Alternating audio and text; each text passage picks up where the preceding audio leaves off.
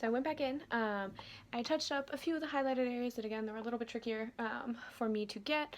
So I added a little bit more in the eyes. I added more on my sides. So now I'm kind of at the point where I'm ready to blend all of this together. Because even though it has to be strong, obviously I really don't want anyone else going out on stage like this. So I still need to go through and blend it. So I'm going to use, so another kind of brush I used to blend a lot is like kind of like a shorter, like square one. So I'm going to go through and try to blend some of these areas, and again it's going to be that same sort of like sweeping back and forth motion, and then we can kind of like pull things down.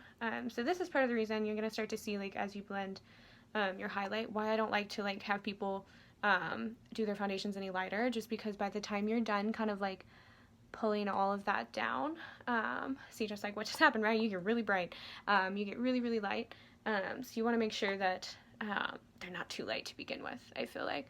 So that's why, like, I really think people can just go to skin tone.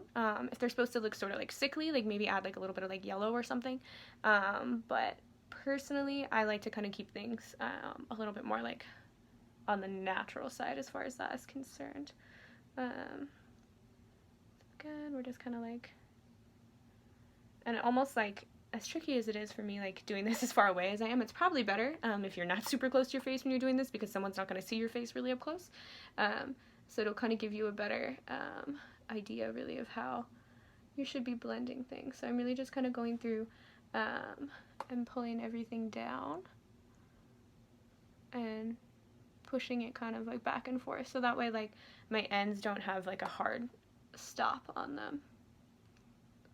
And that's somewhere where I'm definitely gonna have to go in with like a larger brush and get that.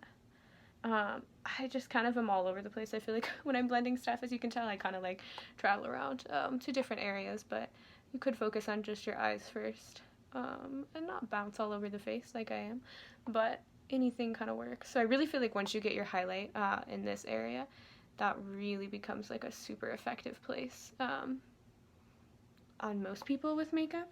That stands out like really well. So that's a fun place. I feel like most shows I work for, they always want somebody's like nasolabial folds to be very dramatic, very extreme. So don't be afraid to do that when you're working on this. So obviously there's like many different forms of opera makeup. There's opera beauty makeup, there's like fantasy, special effects. I just felt like kind of giving you like the side by side of old age is probably like the easiest way to see the difference, but obviously operas have just as many makeup styles as, if not more really, than that we see in like traditional theater. So don't feel like when you're doing opera makeup, like it has to be like, oh, I'm only gonna be doing like old age or something. Like, no, like my friends who work at opera do like beautiful fantasy makeups and beautiful like beauty looks all the time.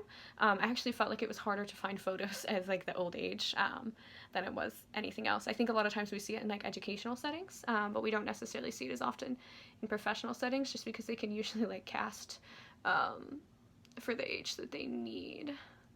But I still think it's a good way to kind of really like see the difference between like how strong something should be versus like how subtle something could be if it's like a closer up kind of situation. Because now I feel like now that I have all this on like this side of my face, I'm just starting to look like very tired and not necessarily like as old as I felt like it looked compared to when I had no makeup on this side. And so even like the way that I'm doing this, because like I said, I still struggle with this is probably a little bit more subtle than what you would see for some people, which is scary when you think about like how intense some of this is, but that is how it goes. That's showbiz, right, as I've said before.